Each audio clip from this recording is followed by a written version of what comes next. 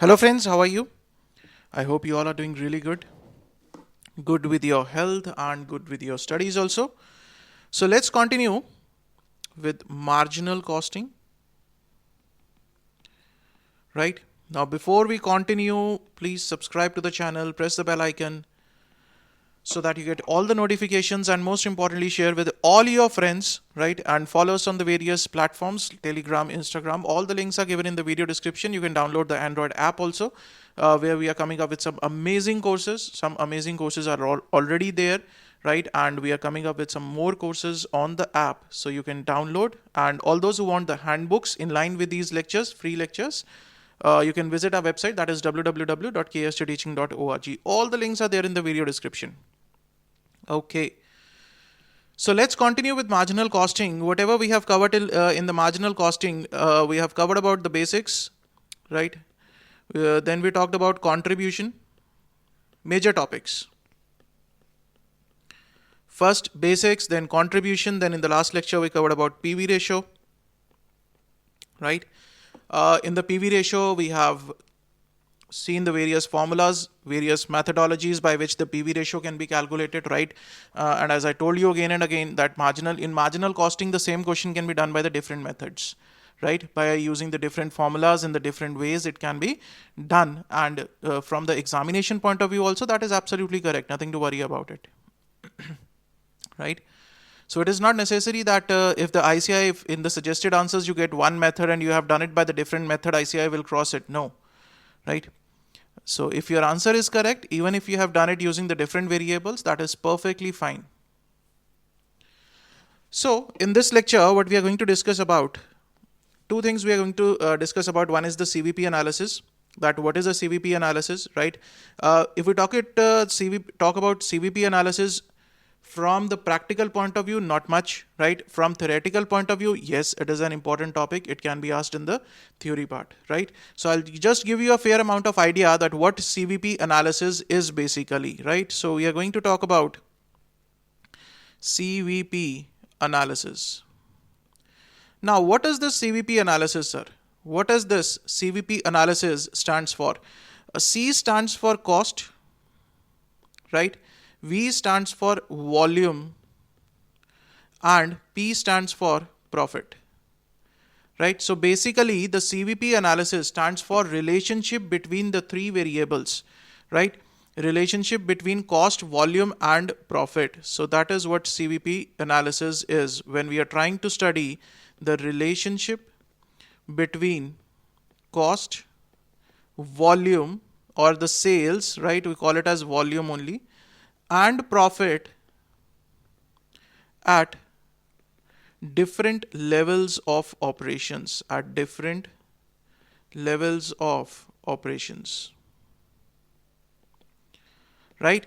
So this is CVP analysis that says that we are trying to study the relationship between what? See, there are, when we talk about the elements, three major elements, right? In business, what we are concerned with, that what is the sales volume that we are going to achieve, that how much of the sales quantity, at what price we are going to sell our product. Then in the manufacturing of that product, what is the cost that we are going to incur, right? And most importantly, when we have decided that we are going to sell these many units at this much price and this is going to be the cost, right? We are concerned with the profit, that whether we will be earning profit from that business or not.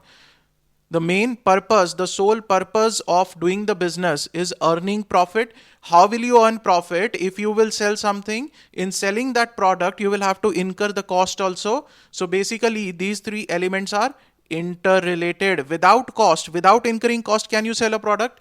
That means whatever you are selling is your profit without incurring any cost. Is that possible? No, sir, that is not possible, right? And if you're not going to sell anything, can you earn profit? No, sir. If your sales is more than your cost, then you are earning the profit. But if your cost is more than the sales, is there any profit? No, sir, there is a loss. So is it beneficial to continue with the business? In that case, no, right? So when we are studying about the relationship between cost, volume and profit at different levels of operations. Now, what is meant by this? We say different levels of operations. Say you are operating your total capacity to manufacture the product, your total capacity is say 1 lakh units, right? Currently, you are manufacturing 50,000 units. Currently, you are manufacturing 50,000 units. That means you are operating at 50% level of your capacity, right? See, it depends upon many factors that why you are operating at 50%, why not at 100% capacity level. This is 100% capacity level. Why you are not operating at 100% and why you are operating at 50%? Because it can be due to the market demand of the product, right? You have the capacity 1 lakh, but the market demand is only 50,000. Why will you manufacture extra 50,000 in that case, right? It will increase your carrying cost. Why to manufacture that? So we try to find out that what is your sales volume at 50,000 units at this units. What is your sales, right? What is your cost at this level that you have to incur, and what is ultimately the profit that you will be earning at 50,000 units? That is 50% capacity. Now we say that if we are manufacturing 60,000 units, right, that is 60% capacity. So in that case, what will be my sales?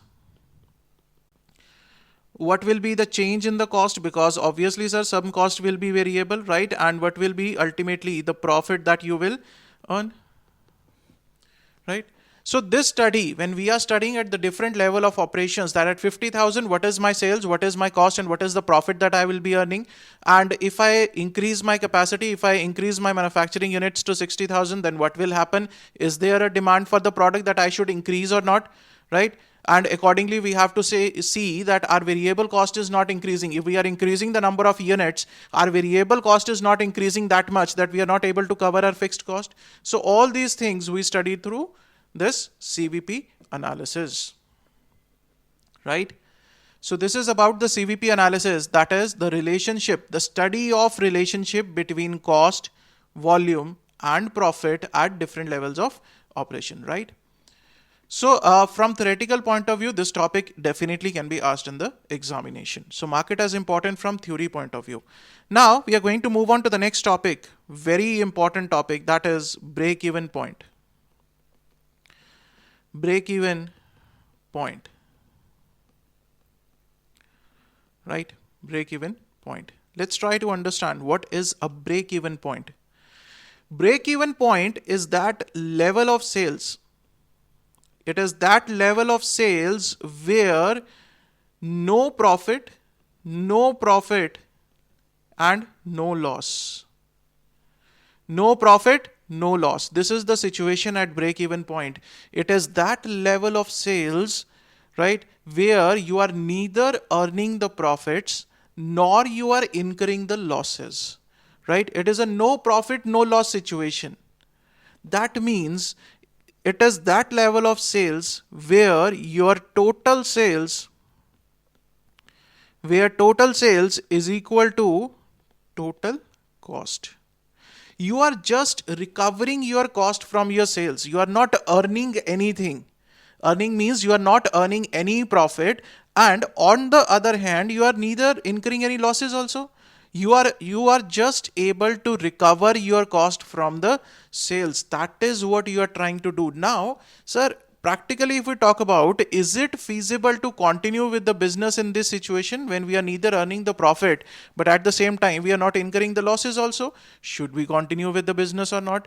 We are just total sales is equal to total cost. We are just recovering our cost, nothing much. We are not earning anything. See, it depends upon the stage of the business. If you are in the very early stages of the business, this is a very common stage. When you are into early stages of the business, you may encounter this situation, and it is totally normal to continue with the business because the business grows slowly, right? If you are persistent with your efforts, slowly you will start earning out of your business. Slowly you will learn the methodologies, the methods to control your cost. Slowly you will try to find out the ways in which you can sell more of your product, right? That you are earning more than your cost. So all these things you will learn slowly. But if you are at quite a mature age of your business, at that point, if you are doing this, if you are just recovering your cost from the sales, I think it is better to close the business, right? because you are not earning anything. You are just making a product, you are selling a product, making a product, selling a product without earning anything, right? But if you in that case, if you need a place just to spend some time, it is totally fine. It will be like a picnic for you, right? Because you're not earning anything. You're just going to office, sitting there, making the product, selling the product, just recovering your cost, not actually earning anything, right? So it depends upon that. Now, let's continue. Now, if we talk about from the income statement point of view, let's discuss this, because from the income statement and from this discussion only we are going to derive the formulas for the break-even point, right? So income statement, if we talk about income statement, in the income statement we say sales, right, less variable cost, sales less variable cost will give you contribution. Sales less variable cost will give you contribution. Contribution minus fixed cost, right, will give you profit or loss. Now, what is happening in this case? In case of break-even point, let's say my sales are 1 lakh rupees, right? My variable cost is 30,000. So what will be my contribution? My contribution will be 70,000, right? Fixed cost is not given to you, but in case of break-even point, we say there is no profit, no loss. In case of break-even point, that is what we are saying, that there is no profit, no loss. That means this figure is 0, right? In case of break-even point, this profit will be 0.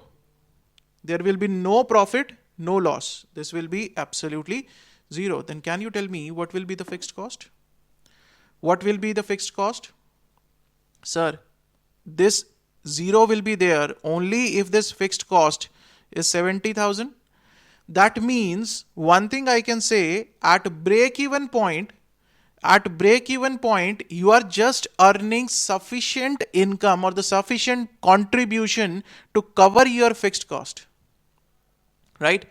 At break-even point, your contribution will be equal to fixed cost, right?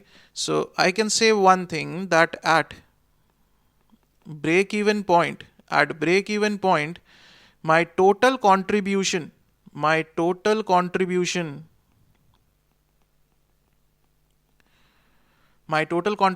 is equal to total fixed cost.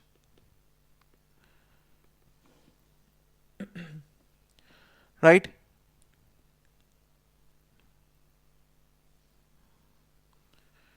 Clear? So now from here only we are going to derive the various formulas for break-even point.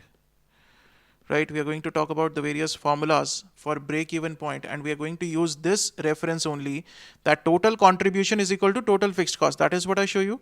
If the contribution is equal to fixed cost, only then this profit or loss will be 0, na? So in break-even point, we say it is a no profit, no loss situation. You are selling, the number of units you are selling is such that there is a no profit, no loss situation, right? So that number of units that you are selling is break-even sales.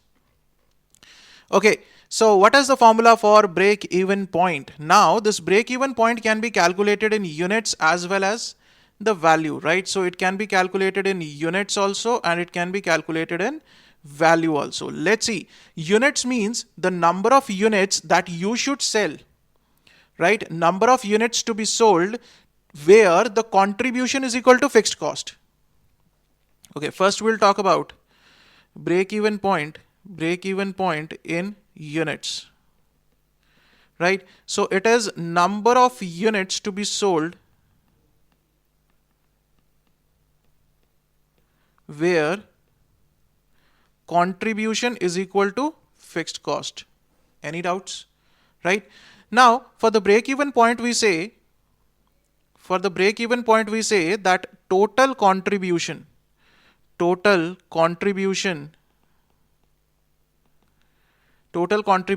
is equal to fixed cost. Any doubts in this thing? Now, if I want to break this total contribution, I can say units sold multiplied by contribution per unit. Any doubts in this thing? This total contribution, how this total contribution is reached? What is the contribution you are earning on 1 unit multiplied by the number of units that you are selling, right, is equal to fixed cost, right? Now, this, if we talk about this unit sold, what is this unit sold? This will be your break-even point. That means the number of units that you will be selling where your contribution will be equal to fixed cost. So I can say, I'll rename it as break-even point now. So I'll say break-even point multiplied by contribution per unit is equal to, this is in units sold, right? Not the value. I'm saying break-even point in units multiplied by contribution per unit is equal to fixed cost, right? So what is my break-even point in units? The final break-even point in units is equal to fixed cost divided by contribution per unit, right? So this is the first formula for break-even point, right? This is the first formula for break-even point. That is, if you want to calculate break-even point in units, how it can be calculated. Using this thing only, total contribution is equal to total fixed cost. Now total contribution, I can write it as number of units that you are selling multiplied by contribution per unit, right, is equal to fixed cost. Now units selling will give you the break-even point, that how many units you will be selling, right, where your total contribution is equal to fixed cost. That is what we discussed, this point, right? So break-even point is equal to fixed cost divided by contribution per unit. Any doubts? Okay, now the second we say, if we want to calculate the break-even point in value. Now second we say break-even point in value. Value means the sales value. That means you have identified the units. That is my break-even point. Break-even point in units. This is the number of units that you are going to sell, right? And if you want to calculate the value means you are going to calculate the sales value. You will multiply it by selling price per unit, isn't it? If you multiply this break-even units that you have calculated here, if you multiply the break-even units with the selling price per unit, you will get the break-even value, right? Any doubt in that? I'll mold this formula now. Now, if I want to rewrite this formula, can I rewrite it? Yes, sir. How? What is break-even point in units? Break-even point in units is fixed cost divided by contribution per unit, so multiplied by selling price per unit. So I can write it like this. Yes, sir. Definitely I can write it like this, right? So this is another variation of it. Now, I'll use another variation of this formula. Sir, let's try to understand now. We have discussed about PV ratio. We discussed something about PV ratio. What is PV ratio? PV ratio is contribution by sales, isn't it?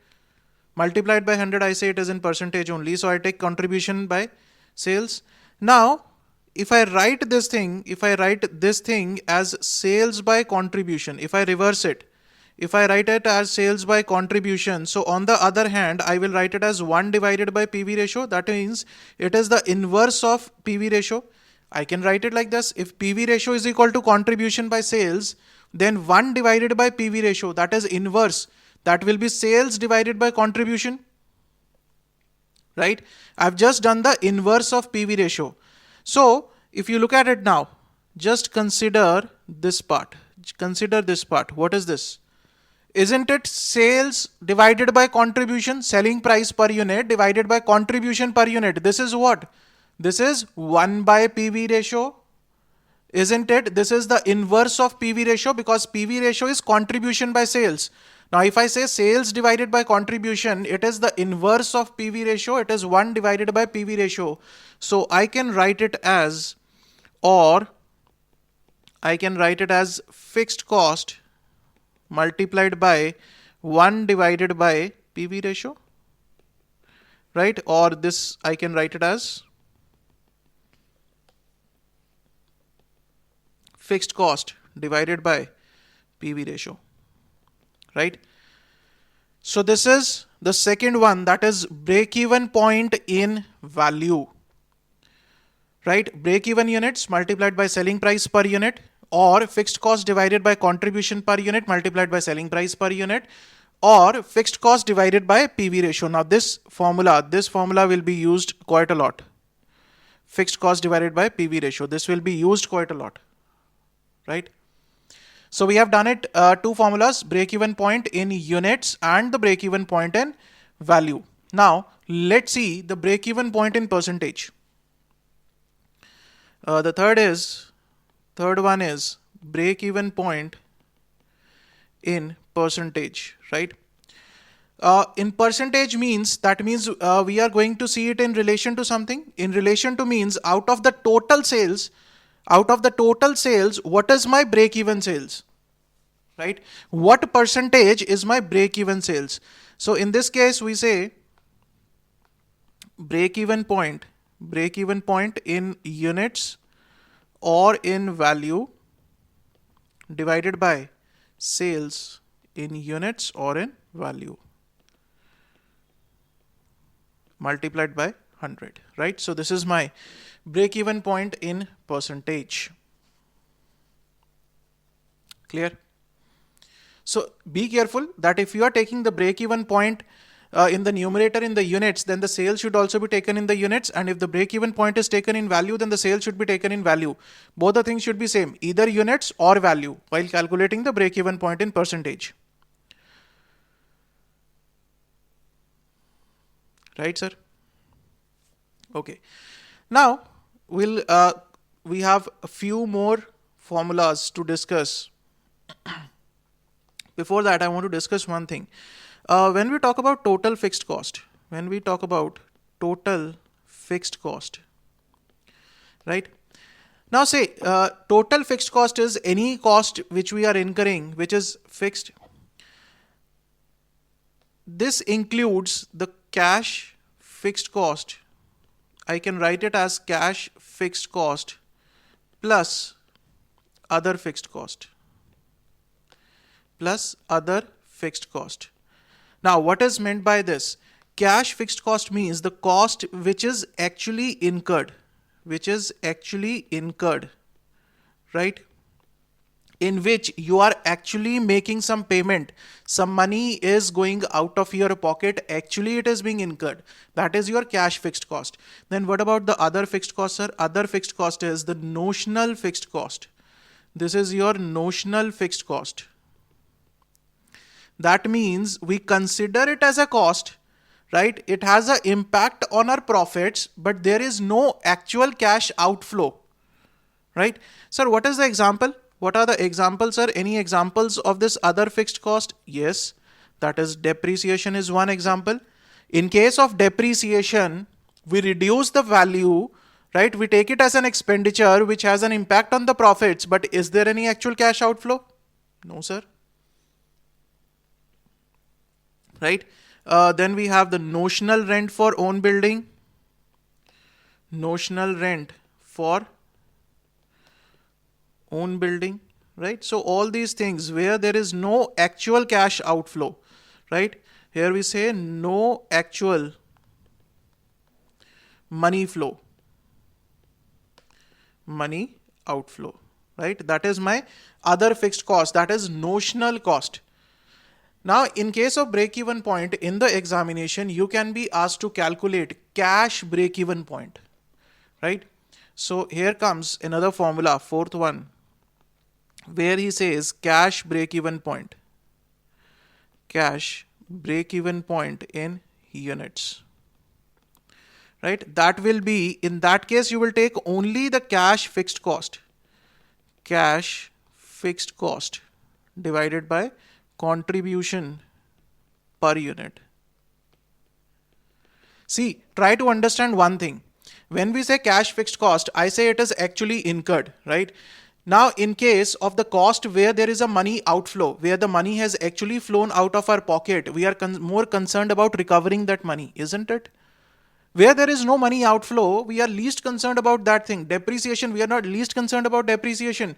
Although it has impact on the profits, but actually there is no outflow out of my pocket, so why should I worry, right? But the money which has actually flown out of my pocket as an expenditure, I am worried about that, whether I will be able to recover that money or not, right? So in that case, we say cash break-even point, that is those number of units where we are able to recover our cash fixed cost. Cash fixed cost means the actual cost which has been incurred. Okay. So cash fixed cost. After that, if you are asked to calculate cash break-even point, if you are asked to calculate cash break-even point in value, that is cash fixed cost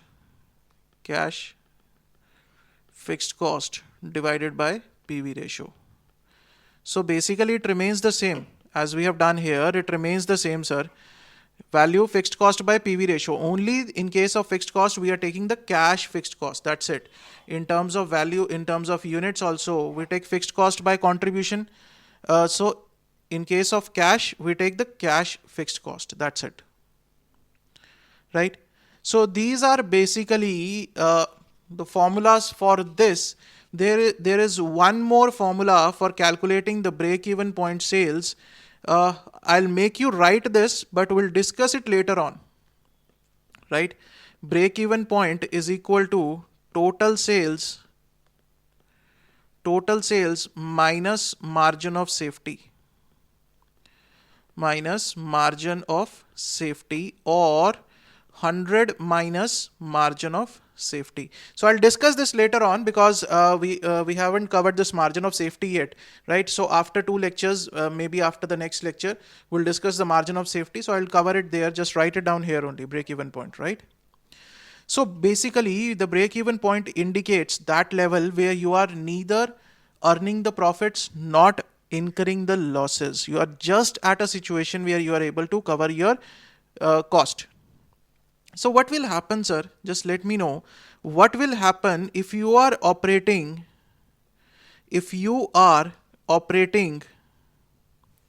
one second.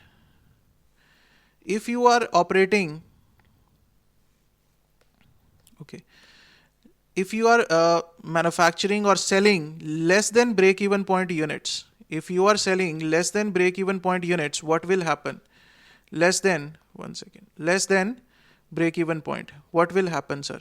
You will incur losses, right? Because say this is my total sales. This is my break-even point. This is my break-even point, and this is my total sales, right? At this point, you are just able to cover your cost. So if you are selling anything less than this point, that means you are not able to cover your cost from your sales, right? So it will be losses. If you are selling something more than break-even point, right? In that case, you will earn profits. At break-even level, no profit, no loss, contribution is equal to fixed cost. That means the fixed cost, the whole of your fixed cost is recovered at this point. Clear? Whole of your fixed cost is recovered at this point. Any doubts in the break-even point? I have tried my best to simplify it, right? And to explain it in the simplest way from the income statement only, right? That what is a break-even point, how it is calculated, and all those things. So this is all about the break-even point that we wanted to study. No, sir. There is some more things to be studied about the break-even point that we will study in the next lecture, where we will discuss about some practical problems, and we will discuss about the multi-product break-even analysis. Right? If you are selling more than one product, in that case, how you can calculate the break-even point for the different products. For overall, if you want to calculate the break-even point for the business, how you can calculate the break-even point in case of the multi-product case, right? And what you people have to do is, I'm giving you a small homework in this lecture, right? I assume that all of you have these files. These files are available on our Android mobile app, so you can open it on the app, right? These files will open in the app only, so you can open it in the app. Try to do question number 3, question number 4, right? Question number 5, and question number 6. So 4 questions I am giving you as homework. Why I'm giving you as homework? Because in the next lecture I'm going to discuss all these 4 questions. I will discuss, don't worry about it. We are going to discuss all these questions, 3, 4, 5, 6, all the 4 questions we are going to solve in the next lecture along with the topic, that is multi-product break-even analysis. So in the next lecture we are going to complete this break-even part, right? Break-even point, the calculations and everything we are going to cover in the next lecture, right? So see you guys in the next lecture. Till then, stay safe, stay healthy, keep studying, keep sharing. Thank you so much.